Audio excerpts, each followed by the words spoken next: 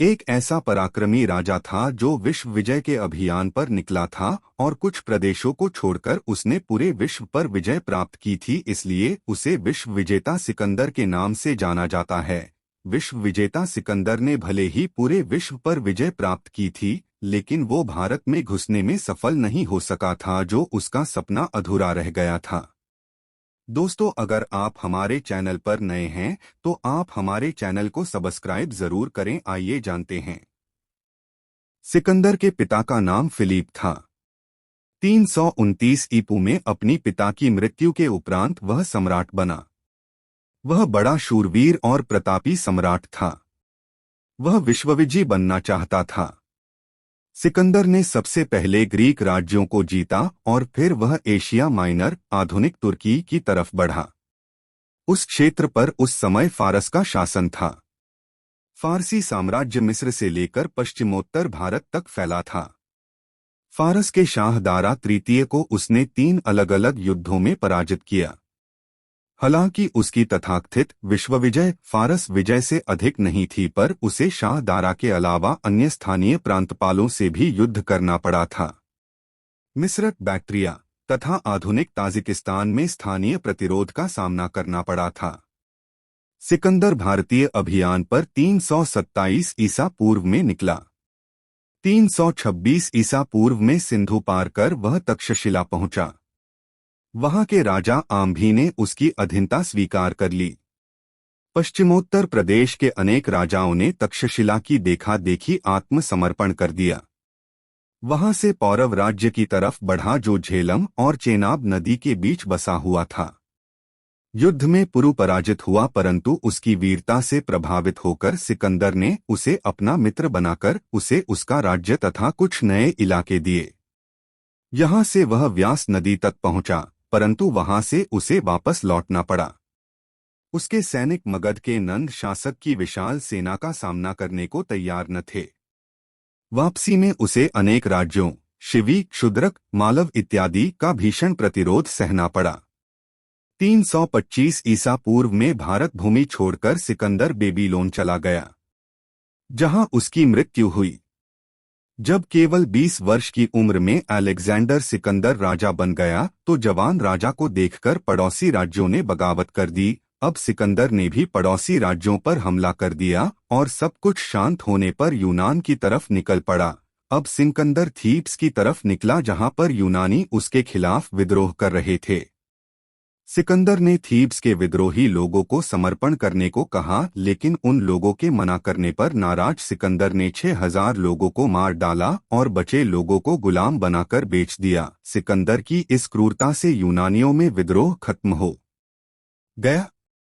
इसके बाद सिकंदर ने एथेंस के लोगों के साथ दयालुता दिखाई ताकि वो थीब्स में दिखाई क्रूरता को भूल जाएं। अब यूनानी भी सिकंदर के साथ मिल गए और ईरान के खिलाफ लड़ाई में उसे अपना नेता चुना। अब एक दिन सिकंदर मार्ग में एक महान दार्शनिक डियोजनिस से मिला, जो उस समय धूप स्नान कर रहा था। जब सिकंदर ने उससे पूछा कि क्या राजा आपके लिए कुछ कर सकता है, डियोजनिस ने बस इतना उत्तर दिया कि इतना एहसान कर दो कि अपनी परछाई से धूप को मत रोको। सिकंदर उससे इतना प्रभावित हुआ था कि अक्सर कहता था कि अगर वो सिकंदर नहीं होता तो डियोजनिस बन जाता। ऐतिहासिक उल्लेख: सिकंदर को सबसे पहले एक गणराज्य के प्रधान के विरोध का सामना करना पड़ा, जिसे यूनानी एस्टीस कहते हैं। संस्कृत में जिसका नाम हस्तिन है, वह उस जाति का प्रधान था जिसका भारतीय नाम हास्तिनायन था। यूनानी में इसके लिए अस्टाकेनोई या अस्टानेनोई जैसे शब्दों का प्रयोग किया गया है और उसकी राजधानी प्यूकेलाउटिस अर्थात पुष्कलावती लिखी गई है।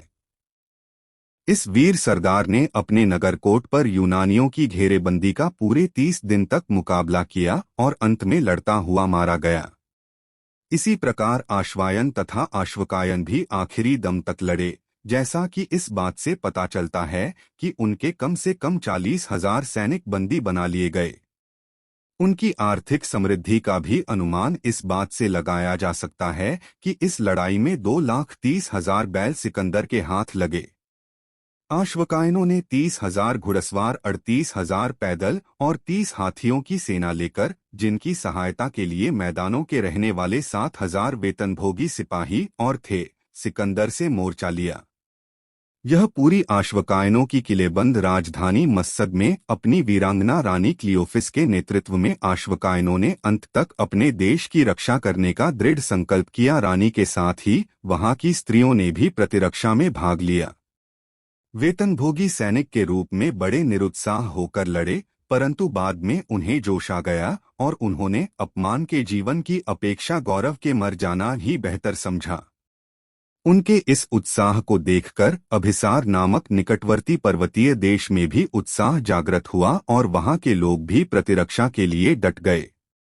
सिकंदर के विषय में अनमोल विचार जो अक्सर कहा जाता है, एक जिस तरह स्वर्ग में दो सूरज नहीं हो सकते, उसी तरह इस धरती में भी दो बादशाह नहीं हो सकते। दो जिसके लिए पूरा विश्व भी कम पड़ गया, उसके लिए आज सिर्फ एक कब्र ही काफी है। 3 मैं अपने पिता का बहुत आभारी हूं जिन्होंने मुझे यह जीवन प्रदान किया, और अपने शिक्षकों का आभार व्यक्त करता हूं जिन्होंने मुझे अच्छी तरह से जीना सिखाया।